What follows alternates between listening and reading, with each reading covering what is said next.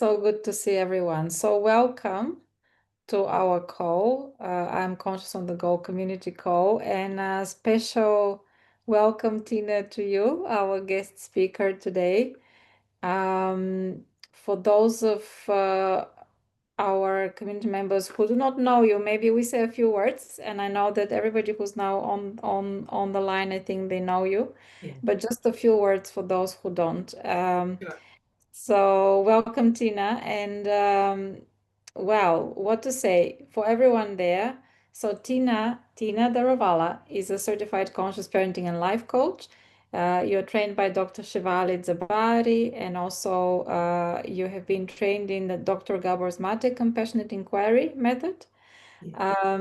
Tina, now you serve as an advisor also at the Conscious Coaching Institute, founded and led by Dr. Shivali Zabari, where you continue to support and guide new coaches, hmm conscious parenting coaches, on their journey.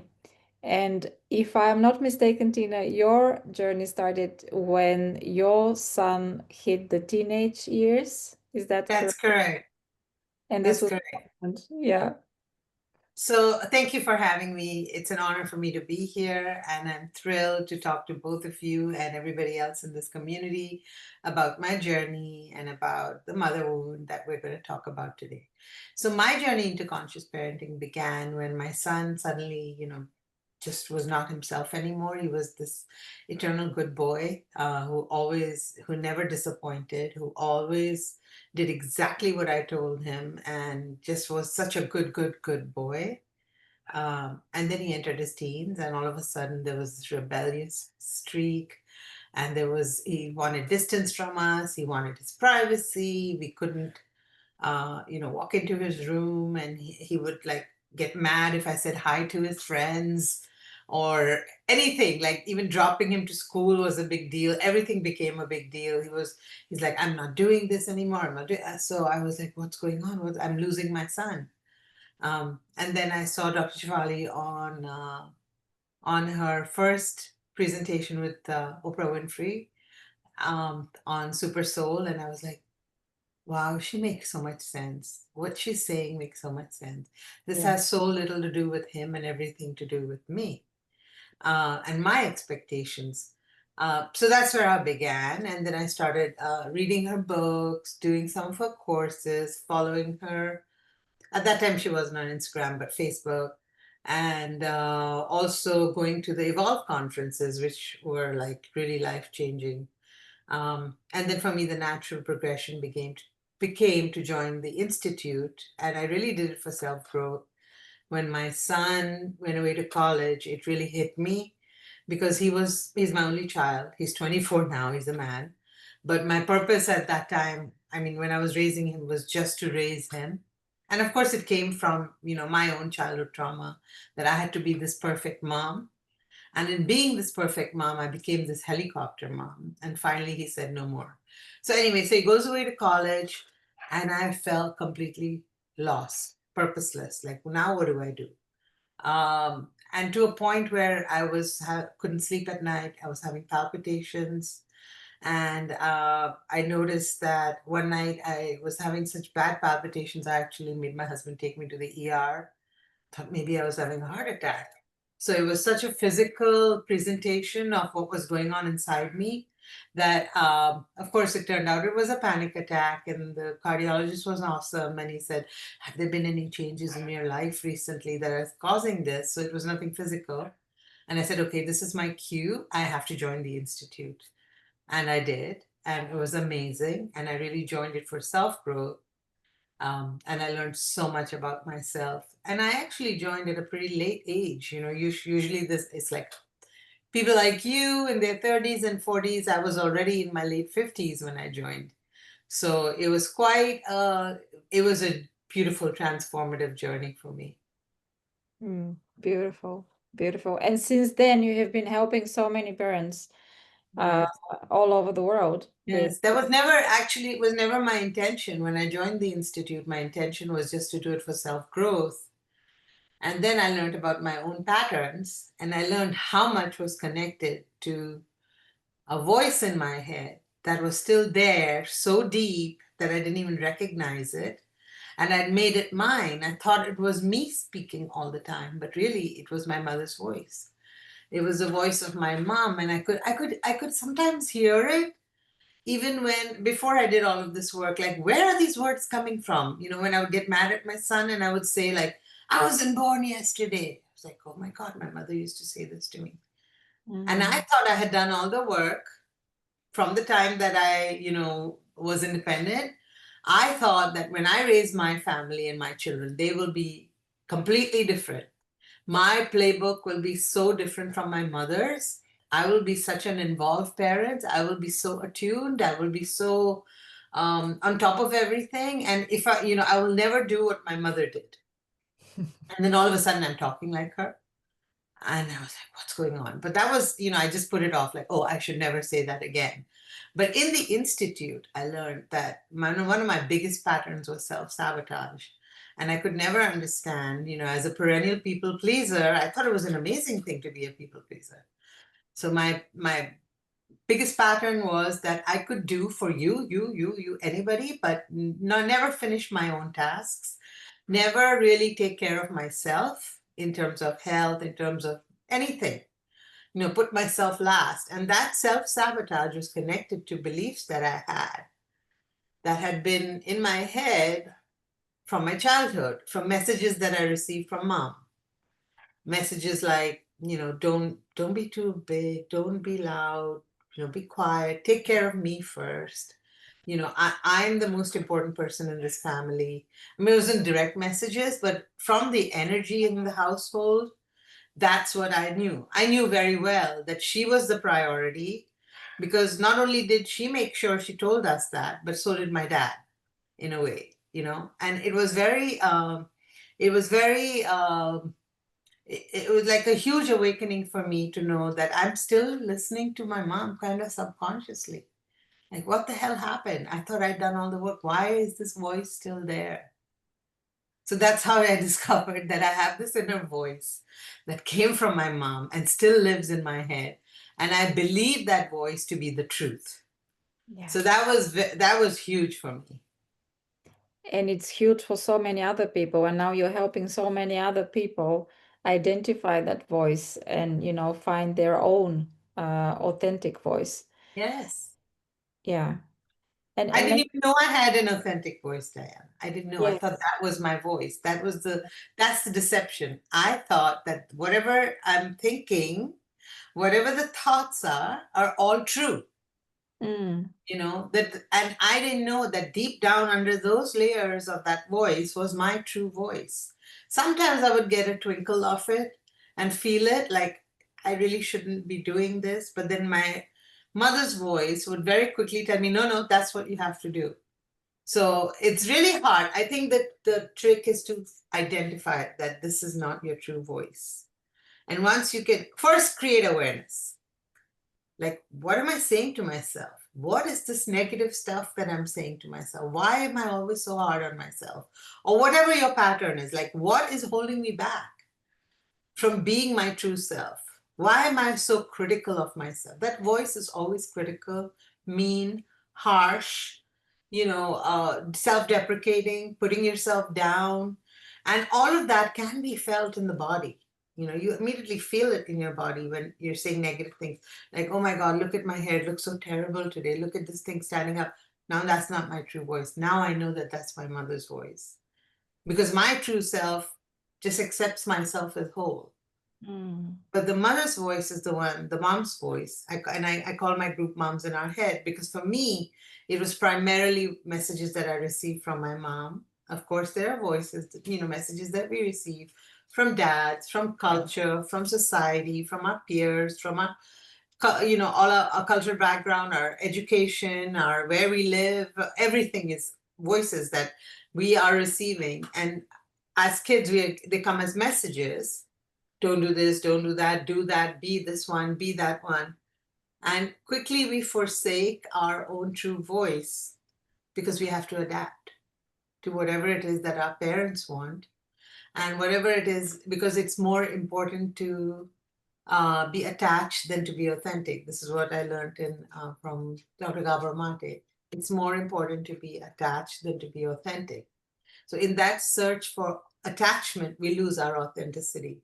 Mm. And that's how those voices become like this whole thing in our head. I'm sorry, I'm talking nonstop. Ask Yeah. me questions. But that's why exactly you were actually answering a question that I had in mind, and I'm sure Ale, you have so many questions also listed for Tina, and I believe also everybody else on the call. But you exactly now answered the question that I had in mind first, that why is this inner mother's voice so much louder? This voice that says you're not enough, you're not good, you're not tall enough, you're not, you're not enough. Why is it so much louder than our own truth? And you just answered that, Tina, beautifully. Thank you. Because because our needs to be attached and to be kind of Yeah. loved is so much bigger than, Yeah, it's a primal need. It's the yeah. need that creates this other versions of us, right? And these other versions we think are the authentic versions, and somehow our authentic self is just lost under all of that. And we don't hear it, it becomes a whisper. So Mm, in my workshop, I teach people to recognize that voice, that inner voice, and bring it forward, because it's never had a chance to come forward. And it's always been this loud thing telling you, don't do this, don't go there, don't, or why, questioning you, making you self doubt, making you judge yourself, making you even hate yourself, all the time, whether it's physical, emotional, whether you're critical, whatever it is, it's always that big negative ball that's sitting right here. So I describe it as it's not even my mother anymore. It's not even my father. It's not even culture. It's nothing. This is what we have created. This is the voice that we've created from everything that we've received. And now we believe it to be our truth. And of course, it's part of our ego. It's part of our defense mechanism. It starts as a defense mechanism and it's part of our ego. So what do we do? What have we learned? What do we do with the ego when it's like right there telling us things? Unfortunately, before we've done the work, we believe it and we act on it. But now that we've done the work, we have to recognize that this is not our true self. This is the ego. So when we recognize, oh, it's the ego, quiet. I know it's my ego, quiet. So that's the action. I mean, it sounds very easy, but to even start creating the awareness that this is not me, this is not my true self. And then once you recognize that, now I one of the steps I have in my course is I ask them to name the voice because it is its own entity. It's no longer mom or dad, like I said, it's not Tina. So it has to be something else. So once you name it, you can tame it. So my name for my voice was Medusa. So I call her Medusa. So when Medusa shows up, and she says things to me like, you really just stay in bed. Don't even get up today. It's okay. You're fine. Just stay here. Why do you want to go out and make a fool of yourself? Or something like that. I know now to say, okay, Medusa, shh, shh, shh, let's go.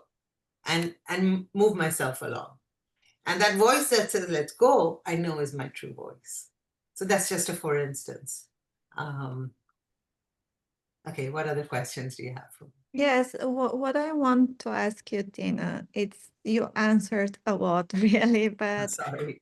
I uh, talked too much. no, it's beautiful, it's amazing. But I've been wondering because I know many of my clients, they once they recognize the voice in their head, they struggle a lot with finding their authentic voice.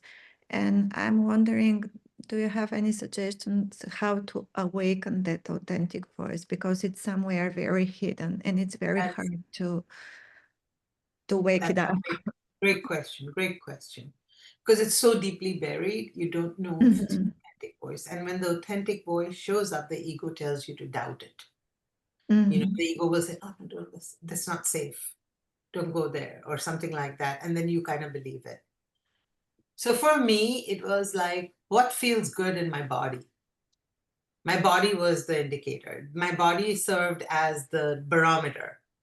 So when I'm hearing this negative voice saying, don't, there's a part of me that's feeling like a different sensation in the body, a constriction, maybe a tightness somewhere in your throat, on your shoulders, somewhere you feel a constriction, a tightness, right?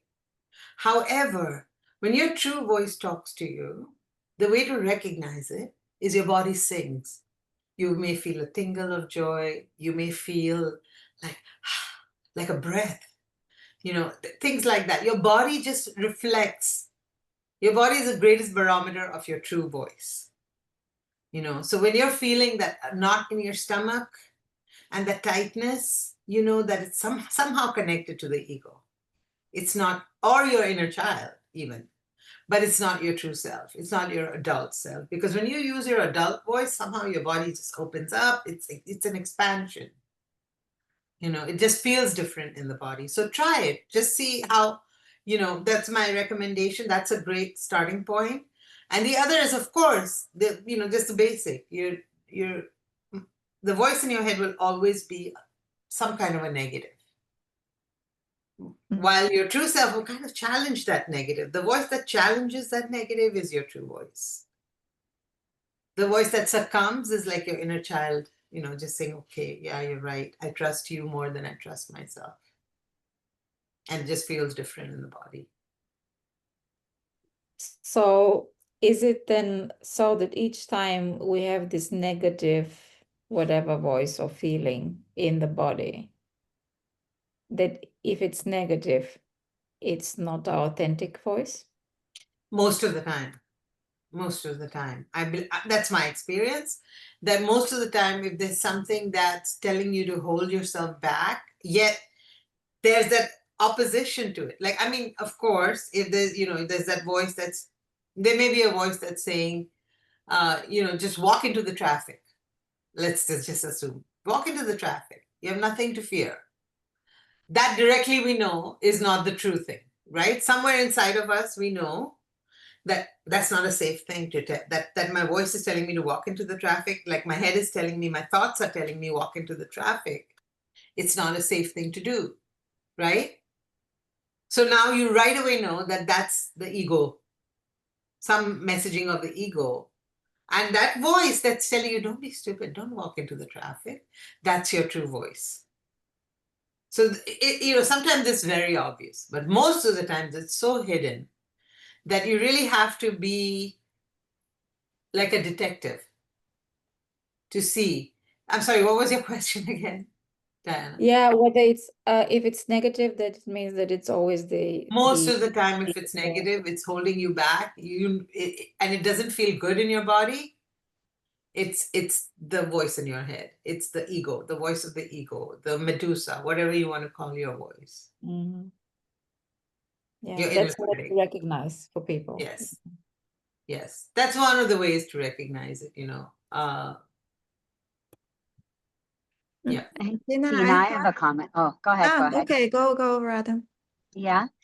I was just thinking about this, body, using the body as a barometer, which makes so much sense. But, when we talk about parenting and how that voice from our past comes up ferociously, especially when our kids challenge us or scare us with their behavior, or they make us feel anxious about their future, or their, the outcomes that may, that are not real, but are in some projected future, we start to immediately fall back on these voices, these like old voices. Mm-hmm.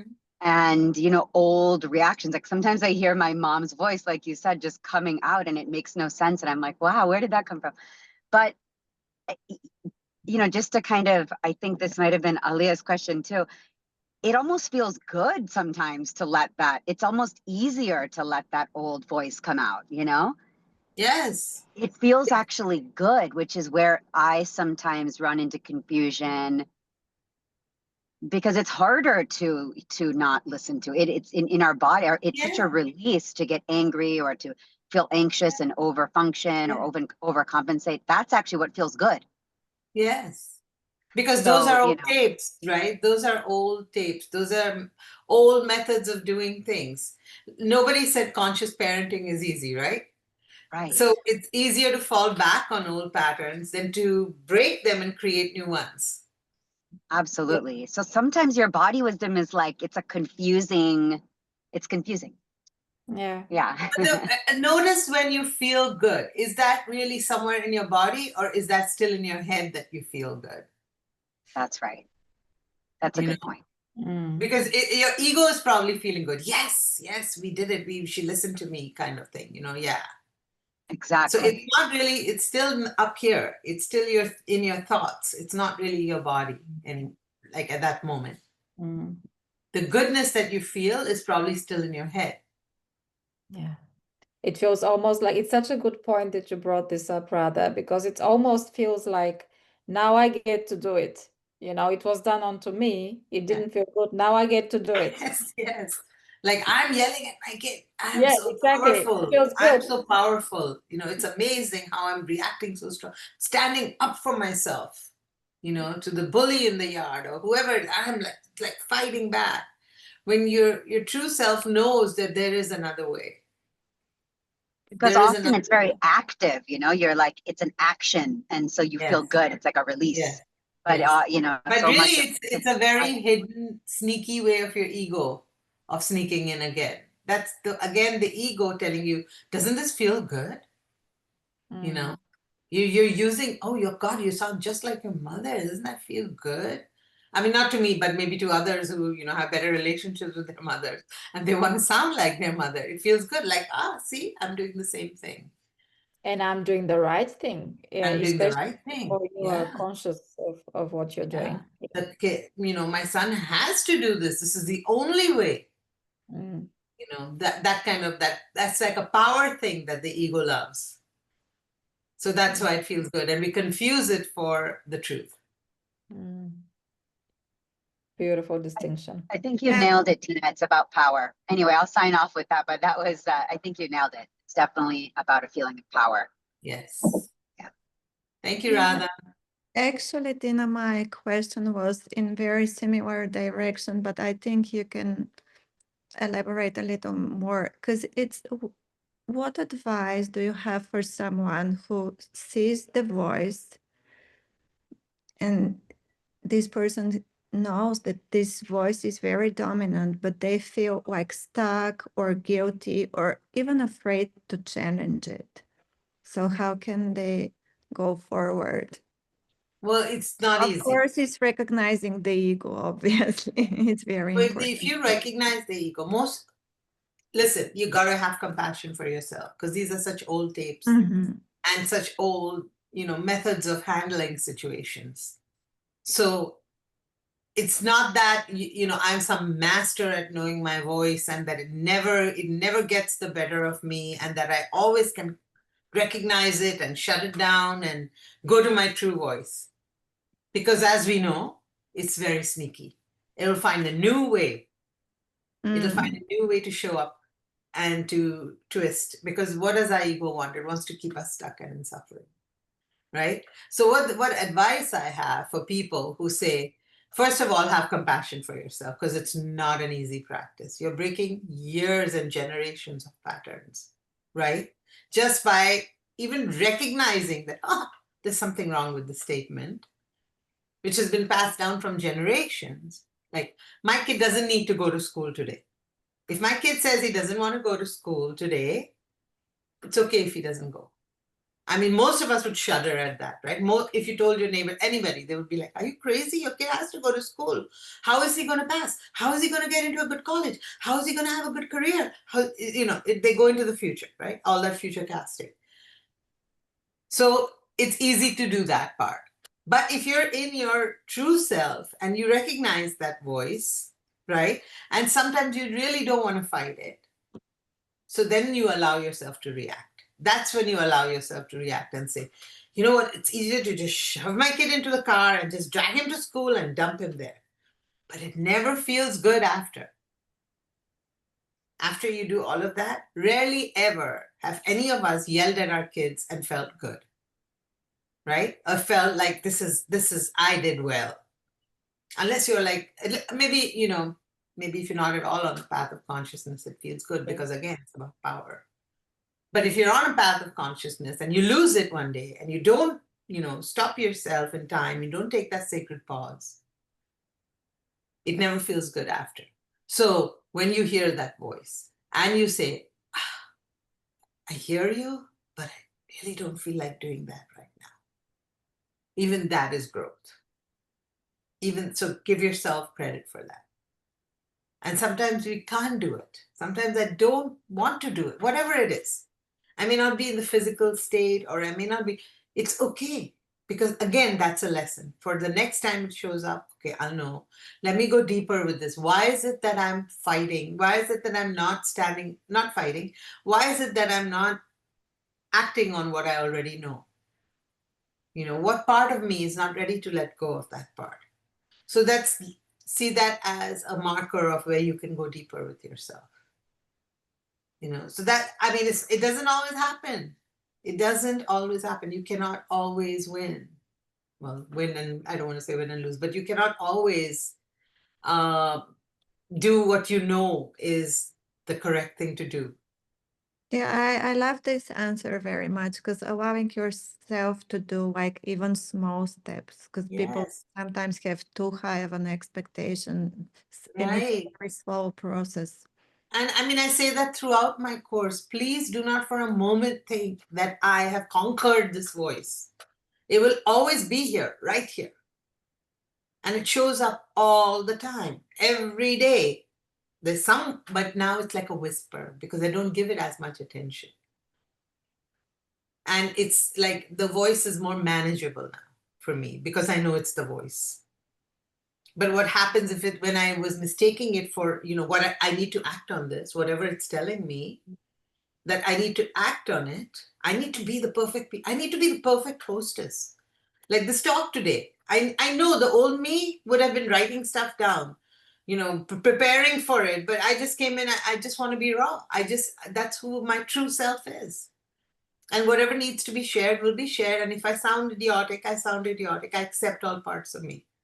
So that's the difference. When you allow your true self to shine through, it doesn't matter. You take so much of the burden off, but the ego wants to keep us stuck.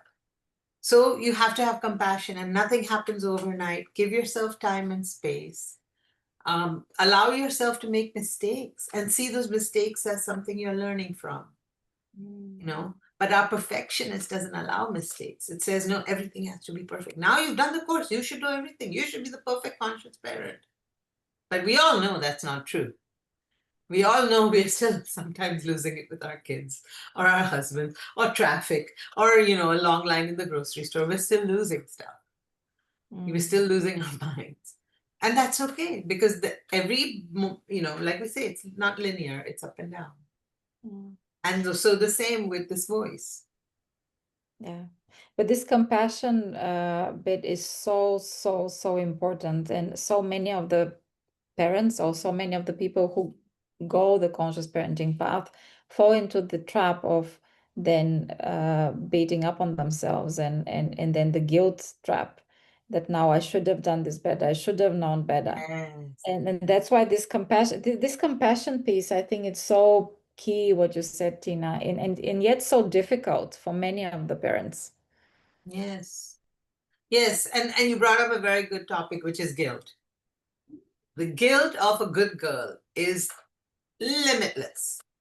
It's limitless, right? We feel guilty for everything. Whether we didn't make the perfect lunchbox for our kid or anything. Guilt is easy to feel for some of us, most of us, right?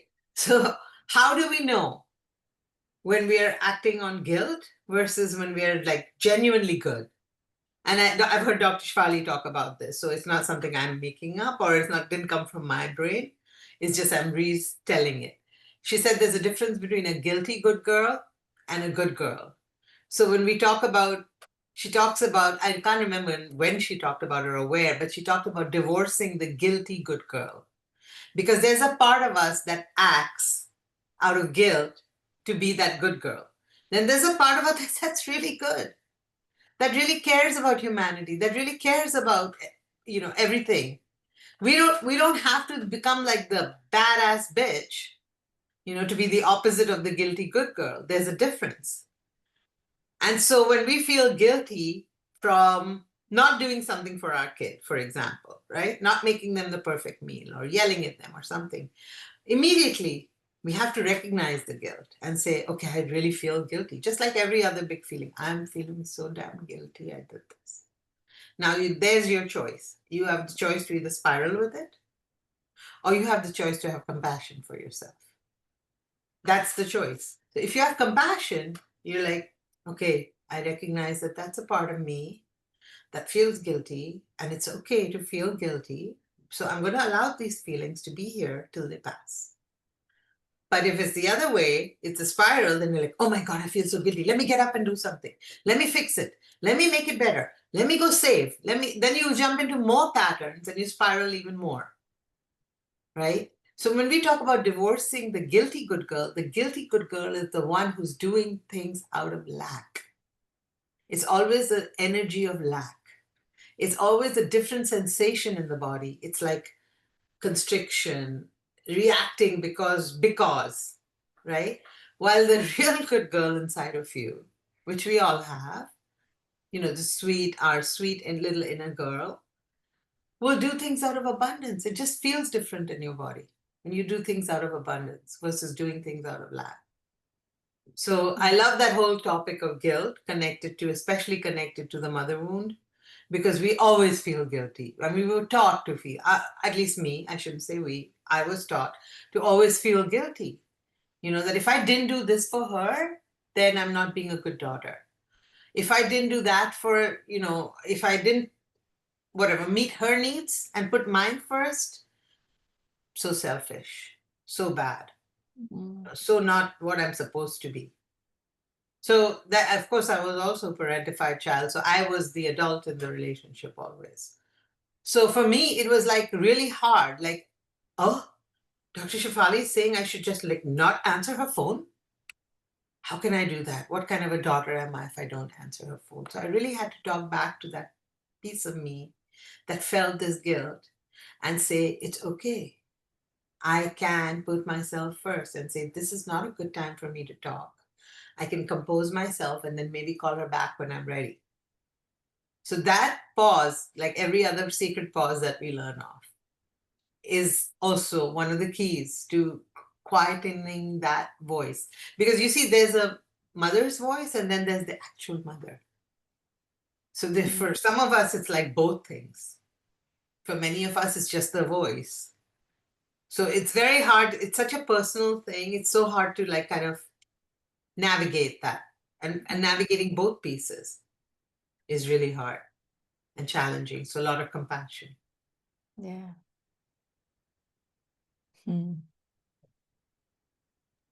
Thanks, Tina, for that.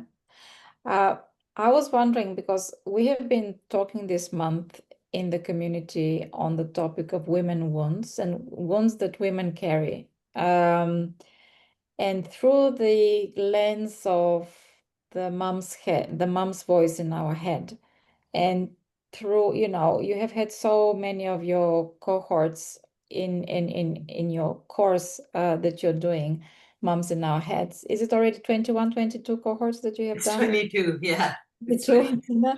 Yeah. So I was wondering, from all of the people you have worked with, what has come up as the main wounds that women carry coming from, Well, it all boils down to not feeling worthy, to not being good enough. But the wounds can be anything.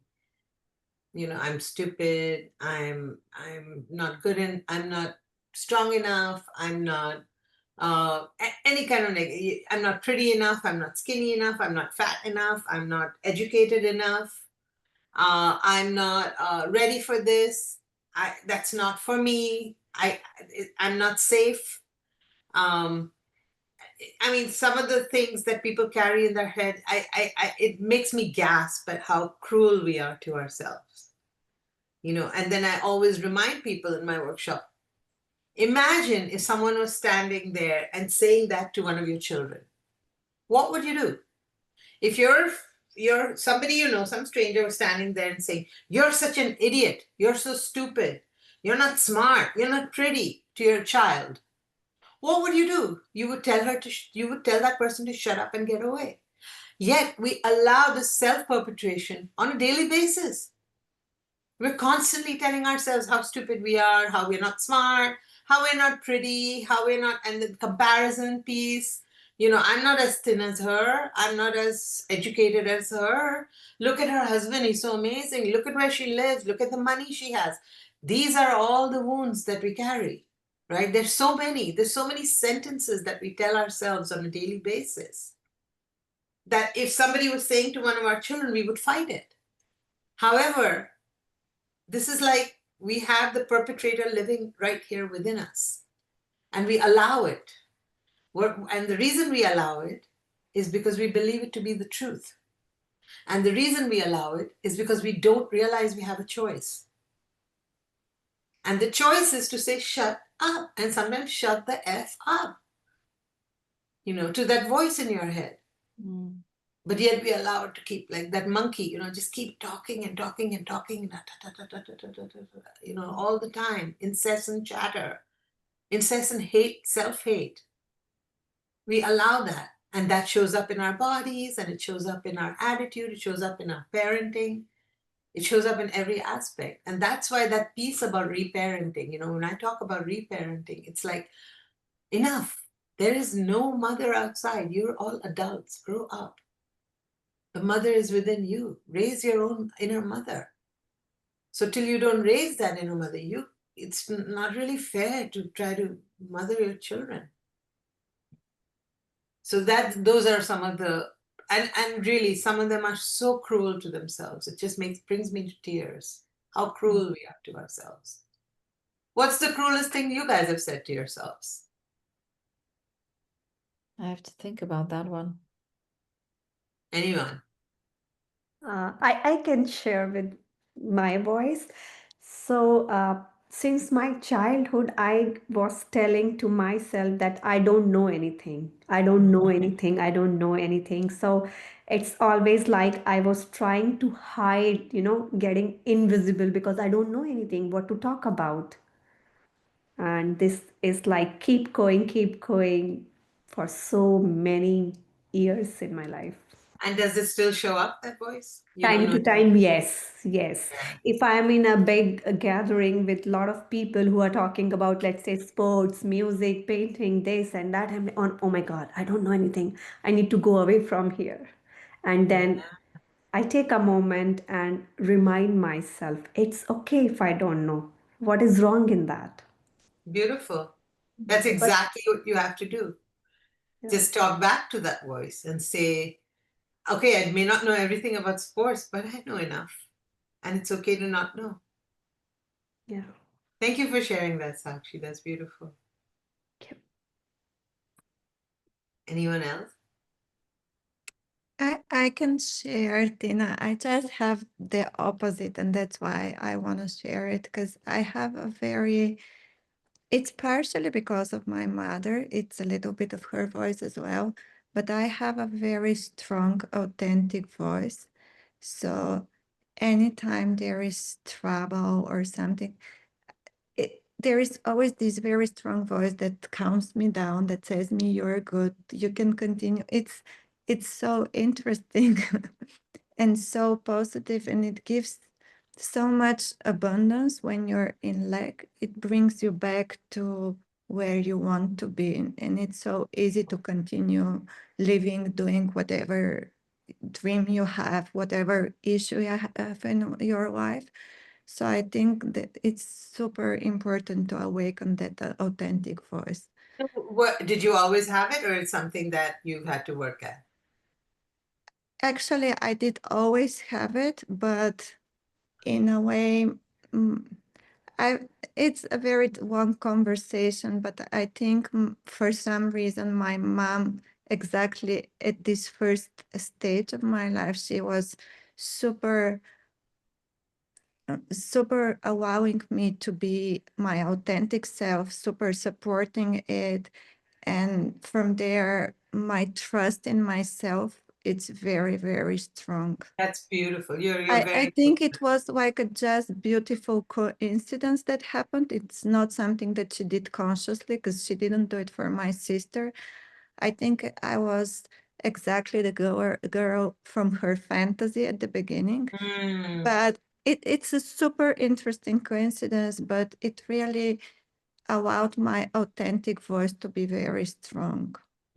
And that's why, because I've been experiencing it all my life, that's why I know for sure how it's important for other people to be awakened and to have it and to reconnect to it.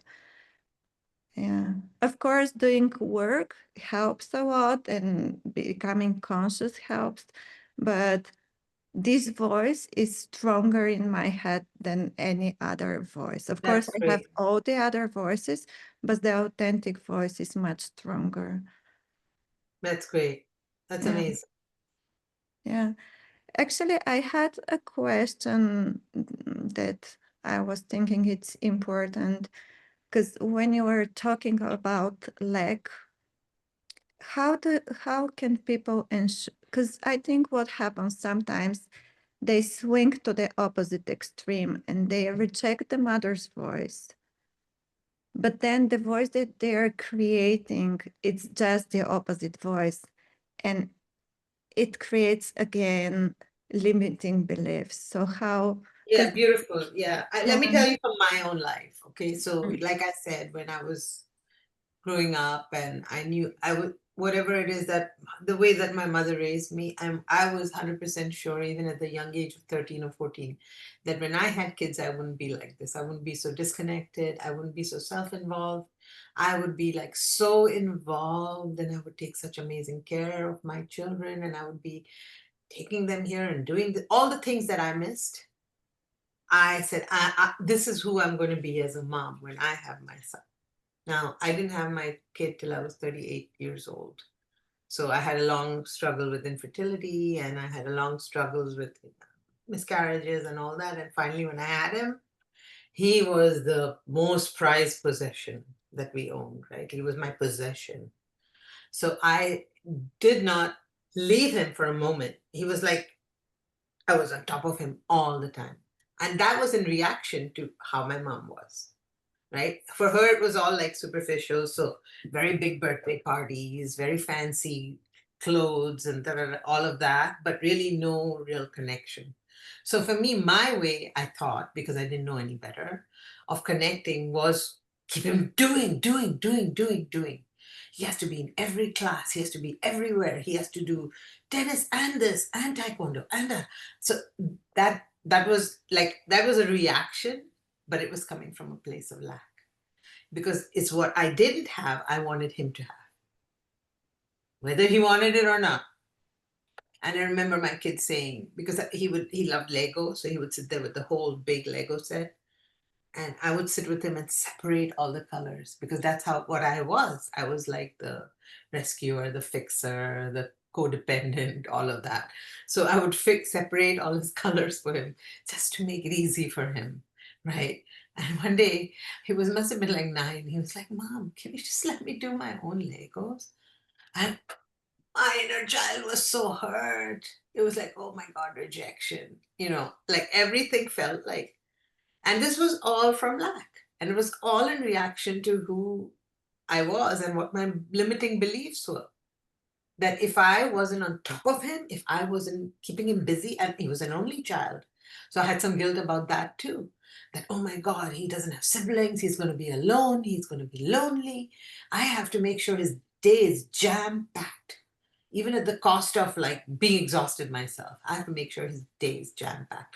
And that poor kid, all he wanted to do was just lie on the sofa. But and I thought that was bad parenting because my mom left us on sofas. So that was bad parenting in my books, right? So that's how our beliefs, it's a very good, excellent point, how we swing to the other side in lack. And then when somebody told me, oh my God, I learned about, I read that book. Oh, what was it called? The Asian woman who wrote that book about parenting. Do you guys remember what it was called? It was The Opposite of Conscious Parenting. Oh my God, why can't I remember what it was? Tiger mom, tiger mom, Tiger Mom. tiger I mom. wanted to Yeah. be her. I wanted to be the Tiger Mom. I wanted my kid to end up in Carnegie Hall playing the violin, but I didn't know how to, I didn't have it in me to be that cruel. Okay. So that was my, wow, our kids were in Carnegie Hall. So that's how far I swung to the other side. I mean, my kid would literally tell me, Mom, can you allow one of the other moms to be the class mom, please? Because I had to be the PTA mom, and I had to be the class mom, and I had to bake the cookies, and every Diwali I had to go and do a presentation of Diwali for my culture. Like I was like over the top with all of this nonsense. And he just rebelled against it. He's like, no more. I don't want to see you in school anymore. I don't want to see you in school anymore. So yes, you're absolutely right. Lack can take you to the other side. And then I had to he was literally a slap on my face. And then I found Dr. Shafali and knew that I had to correct myself. Yeah. Thank you. I really love it. Thank you. And yet I think it's so, sometimes these imprints of how we were parented, they're so strong that even though we say I would never do this, or I would never, and even though we don't swing to the other side, we wouldn't subconsciously do exactly what we said we wouldn't do, just because we don't know better. Yes, I think it's just because we don't have any other model. exactly. Exactly. It hasn't been modeled for us. So Yeah. whatever I has mean, been I'll modeled share becomes my voice is definitely one where I just like can't allow myself to rest.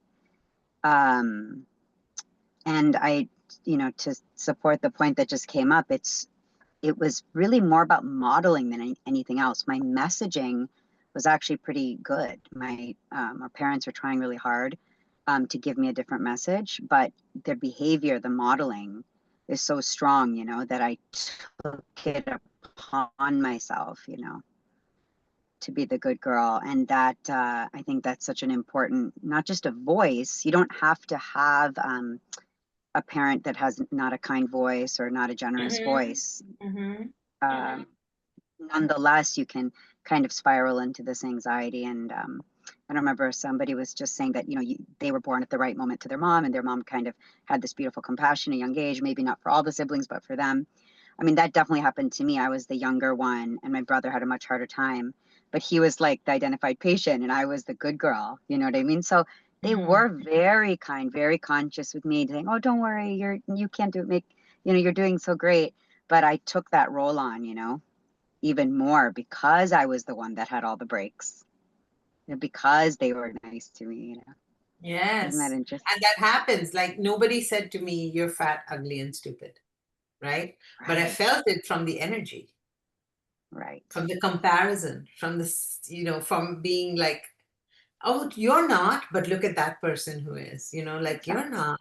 Yeah, you're not that, So it was never like a direct thing that was ever said to me. In fact, my parents were like, they used to almost pedestalize me because my mother had a miscarriage before she had me, and I was like their beautiful trophy child. I was an incredibly cute baby. They would dress me up all the time and take me places, and they were very, very like into the whole show of it. And my dad and I were very connected. Poor guy, I don't want to throw him under the bus, but mom was just in her own trauma, in her own world. This is who she was. I have compassion for her now. I mean, it took a lot, but I do. um, so when we receive these messages, they're not always direct messages. I've had people in the cohort who they had an amazing relationship with their parents, but there was this one lady who had a great relationship with her parents. She had four other sisters. The four sisters were treated really poorly because they were either fat or not good at school, or like there was different flaws in them. So this fifth one knew that she had to be perfect because otherwise she would get the same treatment as the first four got, who were constantly being criticized or compared or whatever was happening. And she was like the poster child. Maybe that's what you're talking about, Radha. She was the poster child. So by default, we learn what not to be and what messages that we are receiving. And then most of the times, that's why we say, right, as coaches, all you have to do is be one conscious parent. One of you just needs to be conscious. And if you shift your energy as the mom or the dad, whoever presents, the whole family changes. The whole energy in the family changes. And I'm sure you guys must have seen it, in your practice or with friends or whatever, that how that happens. It's amazing how that happens. So it's just, this is just incredible work that we're all doing. Mm. It's like, it's never ending. Couldn't agree more. I feel we can like talk and talk forever on this topic. There's so much. I mean, this topic is so deep that we could just carry on. If we are to summarize a bit, what are the steps to rewire and stop hearing this voice, or stop kind of taking this voice as your own and start hearing your authentic voice? Well, I would say the first step is to create an awareness. Recognize how much you judge yourself. Recognize how much you criticize. It's all about the self, right? How critical you are of yourself, how you hold yourself back. Like Sakshi said, I'm like the person who doesn't know anything in the room. And when you repeatedly have that messaging about yourself, recognize that maybe it's not true. Question it, be curious. Go in there and ask yourself, is it really true that I'm the stupidest person in this room? It can't be true. Instead of just believing it. Then when you question it, and when you don't take it as an absolute, then you can have the energy to fight it back. Just like if I said to you, Diana, oh, your hair is blue, you'd be like, what's wrong with this person? She's seeing my hair is blue. I know it's not blue. So that belief in yourself, that I believe that I'm not the stupidest person in the room. I'm not. So it's that self-empowerment that has to come from within you to fight that back. And then once you notice the voice, whatever you have to do to shut it down. Sometimes it could be just like self-talk. Sometimes it could be just like not, you have to fight it. Mm. I love, Because, sorry. go ahead. I love your reminder because I think the authentic voice, it's always very curious and playful. Yes. It's Yeah. curious, it's playful, it makes you tingle, right? It's who your nature is.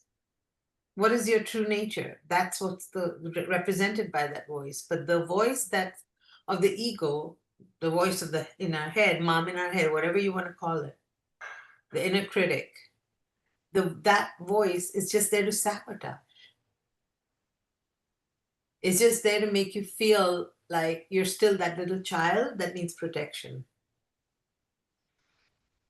And it always kind of like starts with like the panic of your inner child. The inner child panics, the ego panics, the ego looks for solutions, and the poor authentic self is lost. So the steps are really, awareness, curiosity.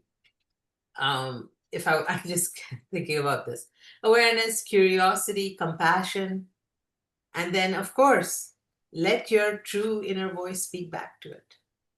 Allowing that true inner voice a voice, finally.